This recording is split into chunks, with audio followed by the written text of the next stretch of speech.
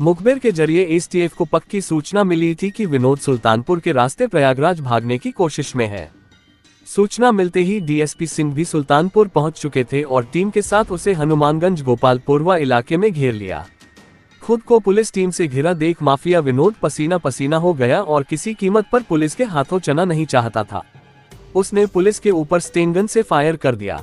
Inspector Hemant Singh और head constable Shashikant बाल बचे। एसटीएफ ने भी अपनी सुरक्षा में जवाबी कार्रवाई शुरू कर दी। गोलियों की तड़तड़ाहट से पूरा इलाका थर्रा उठा था, जैसे दीपावली की आतिशबाजी हो रही हो। गोलियों की आवाज सुनकर गांव वालों की नींद टूट गई थी। वे यह नहीं समझ पा रहे थे कि रात के समय कौन आतिशबाजी कर रहा है। इधर जब दूसरी ओर से फायरिंग होनी बंद हुई, तब एसटीएफ सावधानी बरतते हुए दबे पांव मिट्टी के टीले के पीछे पहुंची तो देखा हाथ में स्टेनगन लिए माफिया विनोद लुढ़का पड़ा था। पुलिस विनोद के पास पहुंची तो देखा कि गोलियों से उसका जिस्म छलनी हो चुका था, लेकिन अभी भी उसकी हल्की हल्की सांसें चल रही थी। एसटीएफ ने तुरंत सरकारी एम्बुलेंस को फोन कर मौके पर बुलाया और उसे सरकारी अस्पताल ले गए, जहां डॉक्टरों ने देखते ही मृत घोषित कर दिया था। उत्तर प्रदेश के गोरखपुर का रहने वाला माफिया विनोद कुमार उपाध्याय पिछले 17 सालों से आतंक का पर्याय बना हुआ था। वह बहुजन समाज पार्टी के बैनर तले विधायक का चुनाव भी लड़ चुका था। राज्य के टॉप 10 अपराधियों में शुमार था, जिसकी गोरखनाथ थाने में हिस्ट्री शीट नंबर 1 भी दर्ज थी। इस पर गोरखपुर के एडीजी KS प्रताप कुमार ने 1 लाख रुपए का इनाम रखा था। यह इनाम गोरखपुर के गुलरिहा थाने में दर्ज एक गंभीर मामले में वांटेड होने पर रखा गया था और पिछले 8 महीने से पुलिस को विनोद उपाध्याय की तलाश जारी थी। एडीजी KS प्रताप कुमार ने नवयुवकों के रोल मॉडल बने माफिया विनोद कुमार उपाध्याय को गिरफ्तार करने की जिम्मेदारी एसटीएफ के डिप्टी एसपी दीपक सिंह को सौंपी थी। उन्होंने अपने कुछ तेजतर्रार और पुलिस अधिकारियों को अपनी टीम में शामिल किया था, जो विनोद की जिंदगी का एक एक राज जानते थे।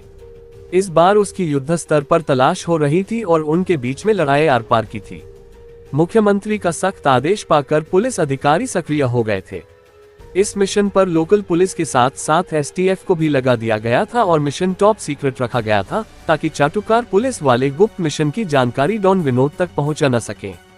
सीक्रेट ऑपरेशन की कार्रवाई एडीजी प्रताप कुमार के साथ साथ एसटीएफ के हेड अमिताभ यश के हाथों हो रही थी और दोनों पुलिस अधिकारियों का डायरेक्शन डीएसपी दीपक को मिल रहा था।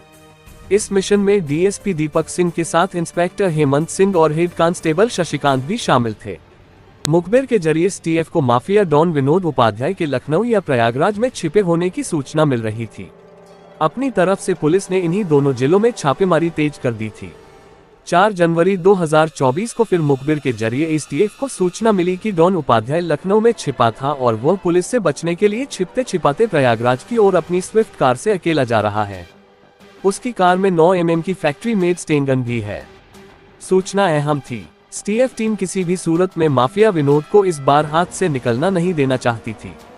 इसलिए सूचना मिलते ही डीएसपी दीपक सिंह सचेत हो गए और उन्होंने अपनी टीम को सतर्क कर दिया था। यही नहीं, पुलिस अधिकारी बुलेट प्रूफ जैकेट और AK-47 असलहे से लैस हो गए थे, ताकि किसी कार्रवाई का मुंहतोड़ जवाब दिया जा सके। आखिर सुल्तानपुर के हनुमानगंज गोपालपुरवा इलाके में एसटीएफ और लोकल पुलिस की टीम ने डॉन विनोद उपाध्याय को मुठभेड़ के बाद ढेर कर दिया। उसके मरने पर पुलिस ने राहत की सांस ली। पुलिस और माफिया के बीच करीब 8 राउंड फायरिंग हुई थी। थोड़ी ही देर में माफिया विनोद कुमार उपाध्याय के मुठभेड़ में मारे जाने की खबर पूरे जिले में फैल गई थी। पोस्टमार्टम के बाद विनोद के शव को उसके घर वालों को सौंप दिया गया। फिलहाल चेले का भी अंत वैसा ही हुआ जैसा उसके गुरु श्री प्रकाश शुक्ला का हुआ था। आखिर विनोद उपाध्याय एक सीधे साधे नौजवान से आतंक का पर्याय कैसे बन गया था? उसके सिर पर किन किन बाहुबलियों का हाथ था? उसने कैसे माफियागिरी से राजनीति का सफर तय किया था?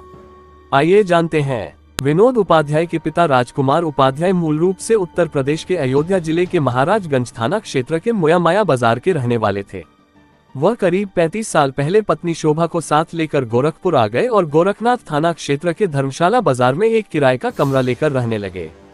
जीवन यापन के लिए उन्होंने एक सुनार की दुकान पर मुनीम की नौकरी कर ली। आगे चलकर वह 3 बच्चों के पिता बने। उनका जीवन खुशियों से भर गया था और घर में किसी चीज की कमी नहीं थी।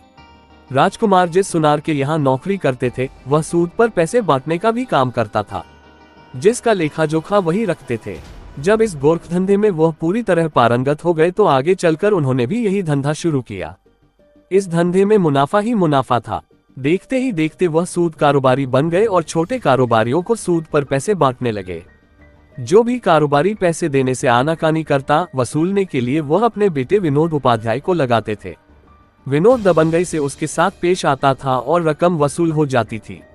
दरअसल 21 साल की उम्र में ही विनोद उपाध्याय ने जुर्म की दुनिया में पांव रख दिया था।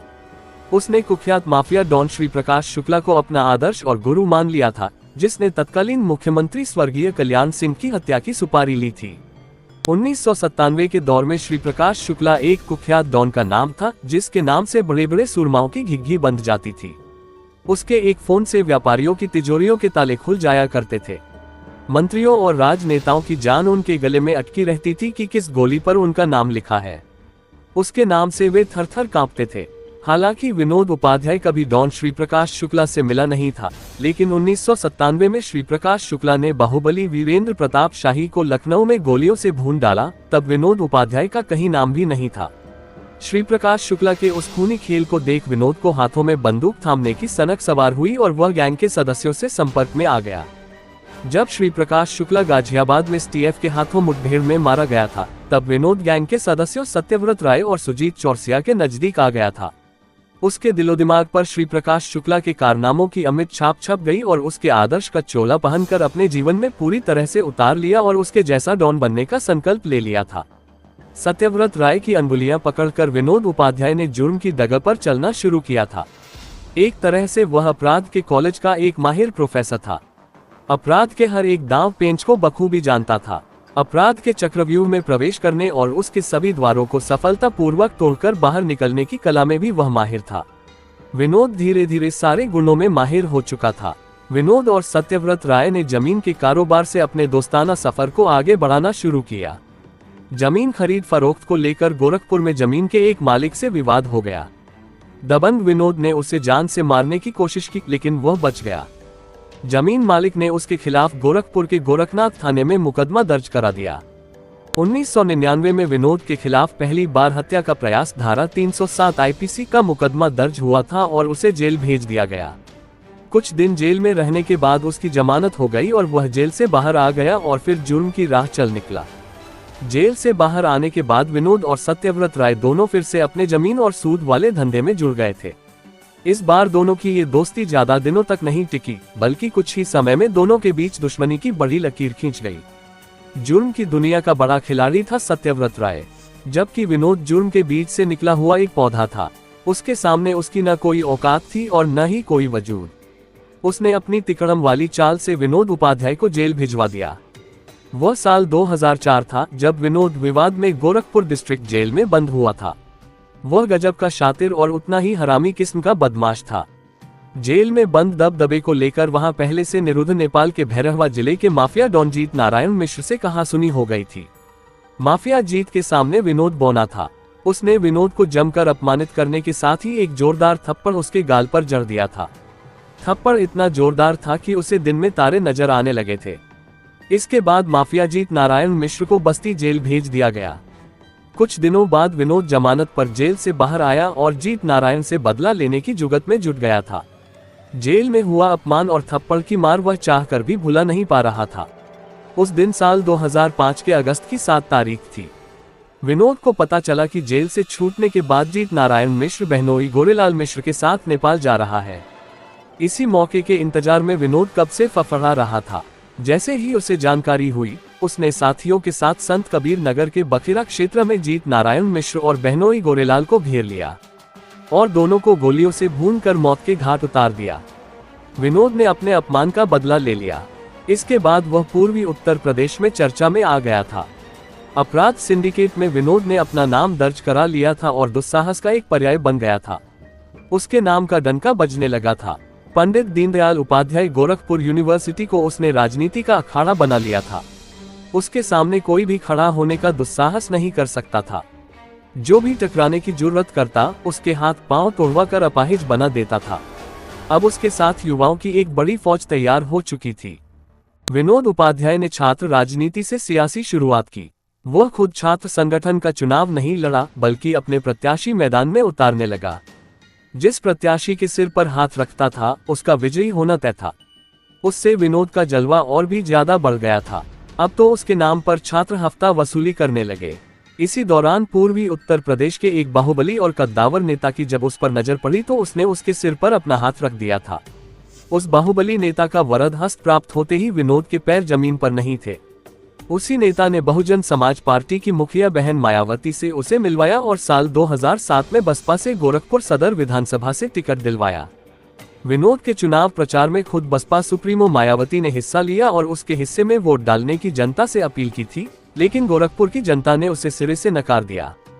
चुनाव में उसे बुरी तरह हार का सामना करना पड़ा और दूसरी बार जीत का सेहरा भाजपा के कद्दावर नेता राधा मोहन दास अग्रवाल के सिर बंधा और वह एक बार फिर से विधायक बने। विनोद उपाध्याय का आपराधिक चरित्र उसके सामने आया, जो हार का सबसे बड़ा कारण बना था और वह चौथे स्थान पर आ गया था। इस हार के बाद मायावती ने उसे बसपा की सदस्यता से बर्खास्त कर दिया और किसी राजनीतिक पार्टी ने उसे अपने यहाँ स्थान नहीं दिया तो उसने अपना पुराना धंधा शुरू कर दिया। बात 2007 की है। किसी बात को लेकर विनोद के छोटे भाई संजय का पुलिस कर्मियों से विवाद हो गया। शाहपुर थाने की पुलिस संजय को हिरासत में कौवा बाग पुलिस चौकी पर ले गई। विनोद को जैसे ही पता चला कि भाई को पुलिस पकड़ कर ले गई है तो वह अपने साथ बड़े लाभ लश्कर को साथ लेकर कौवा बाग चौकी पहुंच गया और पुलिस के कब्जे से दबंगई के बल पर भाई को छुड़ा कर ले गया। पुलिस वालों के साथ मारपीट भी की। इस मामले में विनोद और उसके भाइयों पर केस भी दर्ज हुआ। धीरे धीरे मामला राजनीतिक रूप लेने लगा, जिसके बाद विनोद उपाध्याय और संजय उपाध्याय को जेल जाना पड़ा। अपराधी से राजनेता और फिर राजनेता से माफिया बन चुका था विनोद उपाध्याय। साल 2007 में हुई कैंट थाना क्षेत्र के PWD कांड की याद जब आती है तो रूह अपने आप कांप जाती है। माफिया विनोद उपाध्याय और माफिया लाल बहादुर यादव के बीच लोक निर्माण विभाग के ठेके को लेकर लंबे समय से तनातनी चल रही थी। टेंडर वाले दिन टेंडर डालने को लेकर विनोद के साथियों का लाल बहादुर यादव के साथ विवाद हो गया था। धीरे धीरे मामला बढ़ता गया। मामला बने पर लाल बहादुर ने उपाध्याय के साथियों को घेर लिया। दोनों ओर से गोलियां चली। विनोद उपाध्याय गैंग पर माफिया लाल बहादुर यादव भारी पड़ा। इस गैंगवार में उपाध्याय के दो करीबी साथी रिपुंजय राय और सत्येंद्र कुमार मौत के घाट उतार दिए गए। रिपुंजय की तो खोपड़ी ही उड़ गई थी। DM आवास के पास हुई दिन दहाड़े हुई इस घटना के बाद पूरे शहर में सनसनी फैल गई थी। इस मामले में अजीत शाही, संजय यादव, संजीव सिंह, इंद्रकेश पांड्या सहित 6 लोगों के खिलाफ केस दर्ज हुआ, लेकिन लाल बहादुर यादव को आरोपी नहीं बनाया गया। ये देख विनोद का खून खौल उठा और उस दिन से दोनों गैंग में दुश्मनी और भी ज्यादा बढ़ गई थी। इस घटना ने विनोद उपाध्याय को एक शातिर खिलाड़ी के रूप में कुख्यात कर दिया था। साथी की मौत से विनोद उपाध्याय पागल सा हो गया था और लाल बहादुर यादव से बदला लेने के लिए इंतकाम की आग में जल रहा था। अब लाल बहादुर इसके निशाने पर था। उसने शतरंज के बिसात पर अपने मोहरों को खेलना शुरू कर दिया था। शातिर विनोद ने लाल बहादुर को अंजाम तक पहुंचाने के लिए चक्रव्यूह की रचना शुरू की। 2014 की शाम कैंट थाने के पंडित दीनदयाल उपाध्याय गोरखपुर यूनिवर्सिटी के मैक गेट के सामने लाल बहादुर यादव की गोली मारकर हत्या करवा दी थी। इस मामले में विनोद सहित कुल 11 लोग आरोपी बनाए गए। घटना की जांच चली तो 3 महीने बाद प्रकाश में आया कि चिड़ियाघर बनाने के लिए गिराई जा रही मिट्टी को लेकर लाल बहादुर और विनोद के करीबी धनंजय तिवारी के बीच में अदावत चल रही थी। धनंजय विनोद का पक्का दोस्त था। उसका सपोर्ट खुद विनोद कर रहा था। धनंजय के कंधे पर विनोद ने बंदूक रखकर घटना की रोचक स्टोरी लिखी। बाद में विनोद सहित सभी आरोपी जेल भेज दिए थे। विनोद उपाध्याय कितना शातिर किस्म का माफिया था, इस घटना से साफ जाहिर होता है। लाल बहादुर यादव हत्याकांड के जुर्म में विनोद गोरखपुर सेंट्रल जेल में बंद था। जेल में बंद होते ही वहां अपनी हुकूमत चलानी शुरू कर दी थी। इस बात को लेकर डिप्टी जेलर राजेश मौर्य और विनोद उपाध्याय के बीच ठन गई थी। किसी भी कीमत पर जेलर राजेश मौर्य उसकी गुंडागर्दी की खेती जेल के अंदर फैलने देना नहीं चाहते थे। जेलर राजेश मौर्य को उनकी औकात बताने के लिए जेल में रहकर ही माफिया विनोद ने खतरनाक साजिश रचकर सनसनी फैला दी थी। 8 दिसंबर 2014 की रात डिप्टी जेलर राजेश मौर्य के सरकारी आवास में पिस्टल लेकर एक बदमाश घुस गया। जेलर मौर्य को पिस्टल सटाकर नकदी, गहने, मोबाइल फोन और सरकारी रिवॉल्वर छीनने के बाद उनकी स्कूटी की चाबी लेकर बदमाश फरार हो गया। इस घटना से पुलिस महकमा दहल गया तो वहीं पुलिसकर्मी भी रात को कमरे से बाहर निकलने में बुरी तरह कांपते थे। फिर जेल की सुरक्षा के लिए PSC की बड़ी टुकड़ी तैनात कर दी गई थी। लेकिन जेलर मौर्य बुरी तरह अंदर से भयभीत हो गए थे और कुछ दिनों बाद उन्होंने वहां से अपना ट्रांसफर करवा लिया था। फिलहाल पुलिस ने केस दर्ज करके जांच शुरू की। जांच के दौरान पता चला कि घटना की साजिश जेल के भीतर ही रची गई थी। साजिश को रचने वाला कोई और नहीं बल्कि माफिया विनोद ही था। 3 महीने बाद 6 मार्च 2015 की रात जेल परिसर में फिर से एक घटना घटी। जेल टावर पर चढ़े मंकी कैप पहने बदमाश ने ड्यूटी कर रहे सिपाही की पिस्टल की नोक पर वर्दी उतरवा ली। बदमाश ने दूसरे टावर पर तैनात जेल गार्ड के साथ भी ऐसा ही किया। इस घटना के बाद जेल में हड़कंप मच गया। एक बार फिर जेल के सिपाही बुरी तरह दहशत में आ गए थे। घटना की जांच हुई। 27 मार्च 2015 को पुलिस ने शाहपुर एरिया स्थित घोशीपुरवा पुरानी मस्जिद निवासी सैफ अली उर्फ सोनू और सुरिया कुआं बशारतपुर के रहने वाले विजय उपाध्याय को गिरफ्तार कर घटना का पर्दाफाश किया। दोनों बदमाश जेल में बंद माफिया विनोद उपाध्याय के इशारे पर दहशतगर्दी का नंगा खेल खेले थे। हद तो तब हो गई थी जब 2014 में एक घटना को लेकर गोरखपुर के एक एसएसपी ने विनोद उपाध्याय को गिरफ्तार कर जेल भिजवाया था। इसने अपनी राजनीतिक रसूख का इस्तेमाल कर एसएसपी पर उसे छोड़ने का दबाव बना रहा था, लेकिन एसएसपी ने उसकी एक न सुनी। फिर क्या था, सत्ता के गलियारे में अपनी पहुंच के बल पर उसने एसएसपी का ट्रांसफर पीएसी में करा दिया। हालांकि बाद में उनका स्थानांतरण इसी पद पर बड़े जिले में कर दिया गया। माफिया विनोद उपाध्याय के नाम से पुलिस विभाग में दहशत कायम थी। विनोद सलाखों के पीछे रहते हुए भी अपना वर्चस्व बनाए रखता था। लाल बहादुर यादव हत्याकांड के बाद एक बार फिर विनोद चर्चाओं में था। सलाखों के पीछे कैद विनोद बाहर आने के लिए तड़प रहा था। साम दाम दंड भेद सारी नीति अपनाकर हर हाल में जेल के बाहर आना चाहता था। 2017 में ही एक और घटना घटी थी जिसमें खुद को बचाने के लिए अपने दुश्मनों को झूठे केस में फंसा दिया था। बात जनवरी 2017 की है। विनोद उपाध्याय के दोस्त और कजाकपुर का प्रॉपर्टी डीलर संजय यादव घर से निकलते समय रहस्यमय तरीके से लापता हो गया। उन दिनों योगी आदित्यनाथ प्रदेश के नए मुख्यमंत्री बने थे। भाई की गुमशुदगी का मामला लेकर पीड़ित दीपक मुख्यमंत्री के दरबार गोरखनाथ मंदिर में पेश हुआ और मामले की पूरी जानकारी देकर भाई की हत्या किए जाने की आशंका जताई थी। चूंकि मामला मुख्यमंत्री के गृह जनपद से जुड़ा हुआ था और एक बड़े प्रॉपर्टी डीलर से भी जुड़ा हुआ था, इसलिए उन्होंने इसे गंभीरता से लिया और गोरखपुर पुलिस को आड़े हाथों लेते हुए तुरंत कार्रवाई करने का आदेश दिया। मुख्यमंत्री के सख्त तेवर के बाद पुलिस हरकत में आए और संजय यादव की तलाश तेजी से शुरू की। लापता होने के बाद संजय यादव की आखिरी लोकेशन बेलीपार थाना क्षेत्र के चोरिया की मिली। बाद में दान बहादुर के खेत में उसकी लाश मिली।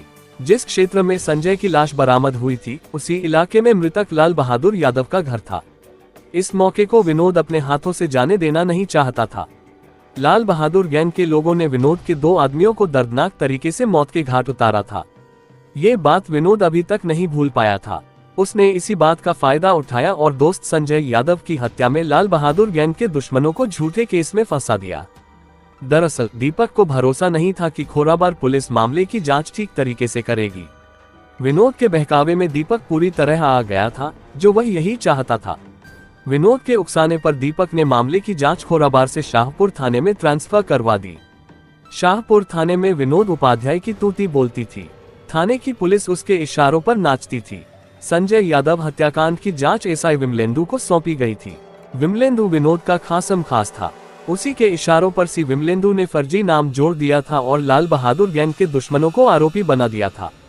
सच्चाई जब सामने आई तो वादी मुकदमा दीपक यादव को शासन के सामने पेश कर आरोपी पक्ष के मुकदमे को कुशीनगर जिले ट्रांसफर करवा दिया।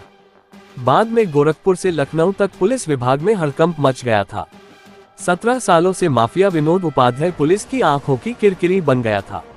आतंक के बल पर अपराध की दुनिया में बादशाहत का परचम लहराया था। साथ ही उसने फिरौती की रकम से करीब 6 करोड़ की संपत्ति भी बना ली थी। यही नहीं, उसने अपनी संपत्ति का विस्तार गोरखपुर, लखनऊ और प्रयागराज तक कर लिया था। विनोद गुलरिहा थाने के मोगलहा मोहल्ले में आलीशान इमारत बनवा कर परिवार सहित रहता था। जुर्म की दौलत से खड़ा मकान पुलिस ने बुलडोजर चलवा कर जमींदोज कर दिया। बात 25 मई 2023 की है। कैंट मोहल्ले के दाऊदपुर नहर रोड पर रहने वाले प्रवीण श्रीवास्तव ने गुलरिहा थाने में माफिया विनोद कुमार उपाध्याय, उसके भाई संजय, नौकर छोटू और 2 अन्य व्यक्तियों के खिलाफ रंगदारी मांगने, जान से मारने की धमकी देने और तोड़फोड़ करने का केस दर्ज कराया था। प्रवीण का आरोप था कि जमीन बेचने के लिए उनके ऊपर दबाव बनाया जा रहा था। बात न मानने पर प्रति प्लॉट 5 लाख रुपए मांग रहा था। इस मामले में केस दर्ज होने के बाद संजय और नौकर छोटू गिरफ्तार कर जेल भेज दिए गए थे। विनोद चकमा देकर फरार हो गया था। इसके ठीक 9वें दिन यानी 3 जून 2023 को कोतवाली थाना क्षेत्र स्थित धम्माल मोहल्ला निवासी राजकुमार श्रीवास्तव ने विनोद उपाध्याय, सहयोगी बाबू नंदन यादव, रमेश शर्मा और 2 अज्ञात लोगों के खिलाफ रंगदारी और जान से मारने की धमकी का केस दर्ज कराया था। इन्हीं दोनों केसेस में विनोद की तलाश तेज कर दी गई थी। वांटेड होने के दौरान विनोद लखनऊ में मंत्री बनकर छिपा था। वहीं उसकी बेटी एक कॉन्वेंट स्कूल में पढ़ती थी। उसने बेटी का नाम कटवा कर वहां से हटा दिया था। विनोद को इस बात की भनक लग चुकी थी, पुलिस कभी भी उसकी बेटी को मोहरा बनाकर उसे हाजिर होने के लिए दबाव बना सकती थी। वह हरगिज ऐसा होने देना नहीं चाहता था, इसीलिए उसने बेटी का नाम कटवा दिया था। खैर, वांटेड रहने के दौरान आईजी रेंज ने अगस्त 2023 में विनोद के ऊपर 50,000 का इनाम घोषित किया। सितंबर में एडीजी के एस प्रताप कुमार ने इनाम की राशि बढ़ाकर 1 लाख रुपए कर दी थी।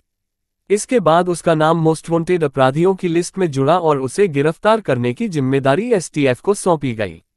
अदालत से कुख्यात डॉन विनोद उपाध्याय के खिलाफ गैरजमानती वारंट भी जारी हो चुका था, जबकि विनोद किसी कीमत पर पुलिस के हाथों चना नहीं चाहता था।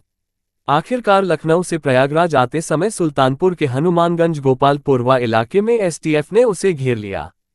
5 जनवरी 2024 की सुबह 3:30 बजे आतंक का पर्याय बने विनोद उपाध्याय की कहानी उसके गुरु श्री प्रकाश शुक्ला की तरह खत्म कर दी।